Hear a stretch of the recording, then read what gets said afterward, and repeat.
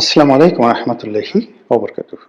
সম্মানিত দর্শক, জামাতের রমরমা রাজনীতি রীতিমতো ভাটার টানের কবলে পড়েছে। জামাতি নেতাদের চেহারায় যে উজ্জ্বলতা ছিল, তারা যেভাবে লোকজনকে দেখলে করমর্দন করতেন, হাসি মুখে মানুষের সঙ্গে মোলাকাত করতেন, কোলাকুলি করতেন, অতি আদর করে আবার অনেকের গালে চুম্বন দিতেন, চুমা। সেই জিনিসগুলো গত কয়েকদিন ধরে বন্ধ আছে। জনাব তারেক রহমান সাহেবের যে বাংলাদেশে আগমন, এটি জামাতকে ভারী বেকায়দায় ফেলে দিয়েছে। অনেকে লক্ষ্য করছেন যে এই মুহূর্তে তারা নড়াচড়া করতে পারছে না, তারা কিছু ত্যাগ করতে চাচ্ছে, কিন্তু পরিবেশ পরিস্থিতির কারণে তারা সেই জিনিসগুলো ত্যাগ করতে পারছে না। যেমন ধরুন, আপনার পেটের মধ্যে মোচড় দিচ্ছে, কিসে মোচড় দিচ্ছে বুঝে নেন। এখন আপনি এরকম একটা জায়গার মধ্যে আছেন, যে জায়গাতে আপনি না বায়ু ত্যাগ করতে পারছেন, না অন্য কোনো কিছু ত্যাগ করতে পারছেন, কিন্তু আপনার খুব কষ্ট হচ্ছে। তো সেই কষ্ট আপনার চোখে মুখে যেভাবে ফুটে উঠবে, এটা আপনি কোনো গুরুত্বপূর্ণ জায়গাতে থাকেন, কোনো পবিত্র জায়গাতে থাকেন, কোনো জনসমাবেশে থাকেন, যেখানে আসলে আপনি এই জিনিসগুলো আপনার শরীরের যে অংশ, মানে আপনি ত্যাগ করতে ইচ্ছুক বা প্রয়োজন, আপনি সেটা পারছেন না পরিস্থিতির কারণে। লোকজন বলবে কি, শব্দ যদি হয়ে যায়, গন্ধ যদি ছড়িয়ে যায়, তাহলে কি হবে? তো এইরকম একটা পরিস্থিতিতে আপনি খুব কষ্ট করে চেপে আছেন, কিন্তু আপনার শরীর বাঁকা হয়ে যাচ্ছে, মুখ বাঁকা হয়ে যাচ্ছে, চোখ মুখ বাঁকা হয়ে যাচ্ছে। তো এরকম অনিচ্ছাকৃত অনেকগুলো বিষয়। এখন জামাত এই মুহূর্তে ধুমছে যে কথাগুলো বলতে চায় তারেক রহমান সাহেবের বিরুদ্ধে, জামাতের বট বাহিনী তারাও যে কথাগুলো এই মুহূর্তে বলতে চায়, প্রাণ খুলে গালি দিতে চায়। তারা শেখ হাসিনাকে যে ভাষায় গালাগাল করেছে, তারপর যে ভাষায় যারা স্বাধীনতার পক্ষের শক্তি রয়েছে, মুক্তিযোদ্ধা রয়েছেন, তাদেরকে যে ভাষায় তারা গালাগাল করেছে, তার চেয়ে জঘন্য এবং নিকৃষ্ট ভাষায় এখন তারা জনাব তারেক রহমান সাহেব এবং বিএনপির কিছু শীর্ষ নেতৃবৃন্দ যারা তারেক জিয়াপন্থী, তাদেরকে গালাগাল দিতে চাচ্ছে, কিন্তু এটা সম্ভব হচ্ছে না। এর কারণ হলো এখন সারা বাংলাদেশ তারেক রহমান সাহেবের যে জ্বরে, সেই জ্বরে আক্রান্ত। দেশের বড় বড় শিল্পপতি, বড় বড় গ্রুপ অফ ইন্ডাস্ট্রিজ, যারা সেই গত 14-15 মাস ধরে জামাতকে যাকে বলে হাদিয়া দিচ্ছে, জামাতের দাবিদারি করছে, অনেকে জামাতের যারা নেতাকর্মী রয়েছেন তাদেরকে তাদের অফিসের চাকরি টাকরি দিয়ে রীতিমতো ধরে নিয়েছেন যে জামাতই রাষ্ট্র চালাচ্ছে এবং আগামীতে জামাত রাষ্ট্র চালাবে। কিন্তু তারেক রহমান সাহেবের আগমন উপলক্ষে এই পুরো জিনিসটা এলোমেলো হয়ে গেছে, এবং এখন আর লোকজন কেউ জামাতকে চিনতে চাচ্ছে না, না চেনার ভান করছে। এটা খুবই অবমাননাকর। একটা সমাজে, একটা সংসারে বা একটা মাহফিলে আপনি যখন একটা বড় চেয়ার নিয়ে বসে থাকেন এবং সব মানুষ যখন আপনাকে প্রিভিলেজ দিতে থাকে, এরপর হঠাৎ করে অন্য এক কুতুব এলেন, অন্য একজন মেহমান এলেন, এবং তাকে সবাই মেহমান আজিম মানে প্রধান মেহমান হিসেবে বরণ করে নিল। আপনার অবস্থায় কি হবে একটু বোঝার চেষ্টা করুন। তো এই গত 14 মাসে বাংলাদেশ পুরো রীতিমতো জামাতময় ছিল। জামাতের বাইরে রাজনীতি নেই, জামাতের নেতাদের বাইরে কোনো নেতা নেই, জামাতের যে আমির তার উপরে বাংলাদেশে কোনো সুপ্রিম লিডার নেই। তিনি যা বলেন তাই খবর, তিনি যেখানে যান সেদিকে ক্যামেরা যায়, তিনি হাসলে বাংলাদেশ হাসে, তিনি কাঁদলে বাংলাদেশ কাঁদেন, তার যা ইচ্ছা তাই তিনি করেন, জাস্ট লাইক মানে একজন কি বলবো, আমিরুল মুমিনিনের মতো।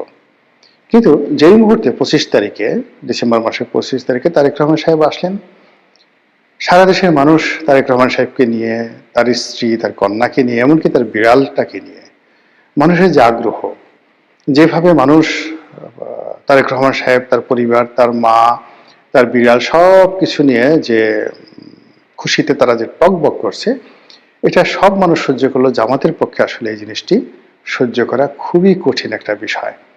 ফলে জামাতের কিন্তু মন খারাপ। আমি কয়েকজন নেতাকে দেখলাম, তারা যেভাবে কথা বলেন সচরাচর গত 14 মাসে, তাদের যে ধরনের ড্রেস কোড থাকে, তাদের চেহারায় যে ধরনের একটা দ্যুতি থাকে, প্রায় সবকিছুই ফ্যাকাশে বিবর্ণ হয়ে গেছে।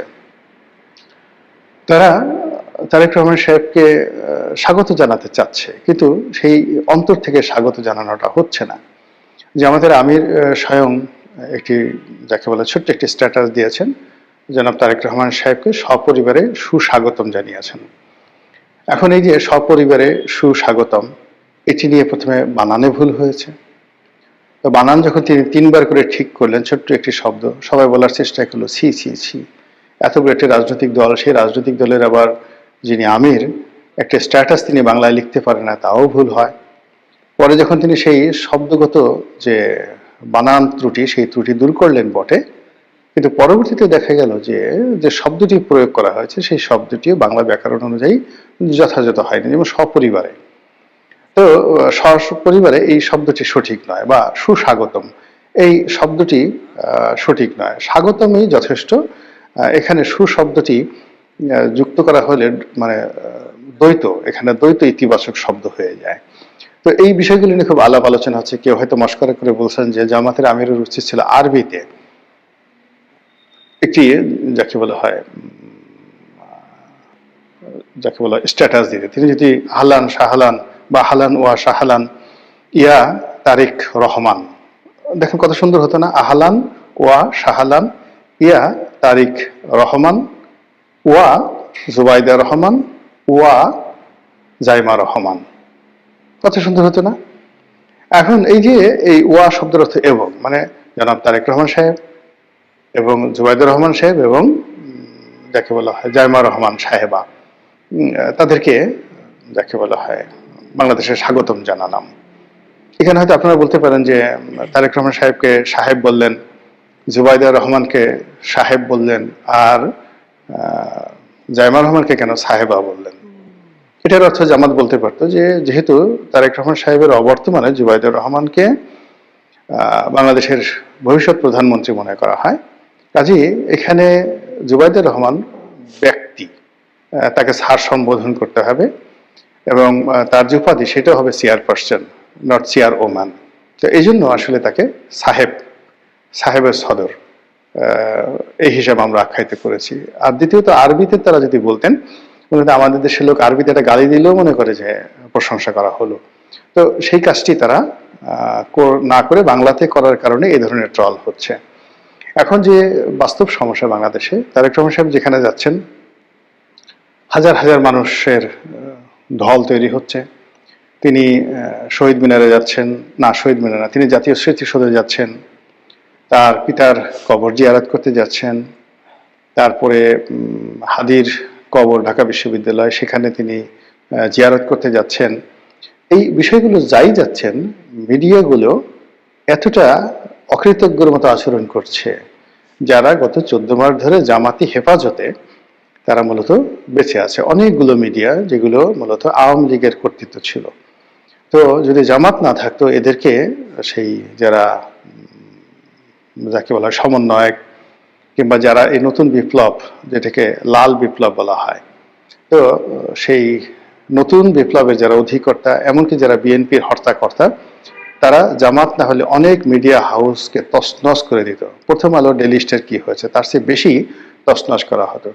তো যে জামাত তাদেরকে এই গত 14-15 মাস ধরে বাঁচিয়ে রেখেছে, এই মিডিয়াগুলো তাদের ভুল পাল্টাতে, চোখ পাল্টাতে একটা মিনিটের সময় নেয়নি। তারেক রহমান আসছে, খবর দিবেন বা সেটা প্রচার করলে হয়, কিন্তু সেটা কন্টিনিউয়াসলি লাইভ করতে হবে, দেখাতে হবে, সেটা নিয়ে সকাল বিকাল তিনি কি খাচ্ছেন, কোথায় যাচ্ছেন, বাসার গেটের সামনে কারা দাঁড়ানো, তার পিছনে কে, সামনে কে, এই জিনিসগুলো মিডিয়াতে যেভাবে আসছে, এটা জামাতের সহ্য হচ্ছে না। জামাত মূল ব্যাপার হলো যে আমাদের তো অনেক কিছু আছে, আমাদের সেই ইতিহাস আছে, সাহিত্য আছে, সংস্কৃতি আছে, ইমান আছে, একিন আছে, দাড়ি আছে, টুপি আছে, পাজামা আছে, আরো কত কিছু আছে। তো সেইগুলো নিয়ে তো তাদের কোনো মাথা ব্যথা নাই। আমরা তো বিড়াল পুষি, আমাদের অনেকের বাসায় বিড়াল আছে, কিন্তু আমাদের সেই বিড়াল নিয়ে কেন লোকজন আধিক্যতা দেখায় না? আমাদের অনেকের মেয়ে বিড়াল পুষে, ছেলে বিড়াল পুষে, তো সেগুলো নিয়ে কেন লোকজন খবরাখবর রাখে না? তা না রেখে এক তারেক রহমান সাহেবের মেয়ের বিড়াল সেটিকে নিয়ে কেন এই আধিক্ষেপটা করা হচ্ছে। তো এই পুরো বিষয়গুলো নিয়ে জামাতের মন খারাপ হবে, ঈর্ষা হবে, এটা স্বাভাবিক। এগুলো গেল ট্রলের কথা। এবার সিরিয়াসলি কিছু কথা বলি। সেটা হলো জামাত গত কয়েক মাস যাবৎ যে রাজনীতির হিসাব করে এগুচ্ছে, সেখানে তাদের যে সকল প্রোডাক্ট বাই প্রোডাক্ট, তাদের প্রকাশ্য সংগঠন, গুপ্ত সংগঠন, তাদের প্রক্সি সংগঠন, সব মিলিয়ে প্রায় ১.৫ ডজন মানে 18টি মতো সংগঠন গোপন এবং প্রকাশ্যে গত ১৪-১৫ মাস ধরে বাংলার মানুষকে কনফিউজড করে রেখেছে। তারা নিজেরা কখনো দ্বন্দ্ব করে, সংঘাত করে, তারা কখনো বিএনপির পেছনে লাগে, কখনো আওয়ামী লীগের পেছনে লাগে, কখনো ডক্টর ইউনূসের পেছনে লাগে, কখনো এমনকি জামাতের পেছনে লাগে। কিন্তু আসলে এই গ্রুপগুলো সবই হলো প্রক্সি গ্রুপ। তো এই প্রক্সি গ্রুপ নিয়ে জামাত যেটা চিন্তা করেছিল যে আরো কিছুদিন সময় পেলে অনায়াসে তারা নির্বাচনটাকে পিছিয়ে দিতে পারবে। তারেক রহমান সাহেবের অবর্তমানে যেভাবে বিএনপিকে স্কুইজ করা যায়, মুচড়ানো যায়, দমড়ানো যায়, এবং বিএনপির লোকদেরকে যেভাবে ভয় দেখানো যায়, এবং যেভাবে বিএনপির নেতাকর্মীদেরকে অপমান করা যায়, এবং বিএনপির মির্জা ফখরুল সাহেব, সালাউদ্দিন সাহেবের মতো মানুষ যেভাবে জামাতের নেতাকর্মী দ্বারা বিভিন্ন জায়গাতে অপমানিত হয়েছেন, ধর ধর ভুয়া ভুয়া বলে যেভাবে শব্দ তোলা হয়েছে, এবং বেশ কয়েকটি জায়গাতে তো মির্জা আব্বাস, সালাউদ্দিন সাহেব রীতিমতো শারীরিকভাবে লাঞ্ছিত হওয়ার মতো অবস্থায় পৌঁছে গিয়েছিলেন জামাত শিবিরের লোকজনের হাতে। তো এই দৃশ্য আমরা দেখেছি। অন্যদিকে ডক্টর মোহাম্মদ ইউনূসের যে অফিস, সেই অফিসে গিয়েও জামাতের লোকজন যেভাবে তারা তোয়াজ তদবির পেয়েছেন, ঠিক উল্টো হয়েছে বিএনপির ক্ষেত্রে। বিএনপির যারা নেতৃবৃন্দ গিয়েছেন তাদেরকে গলায় মালা পরে তারপর শেষে প্রোটোকল মেনটেন করে যেতে হয়েছে।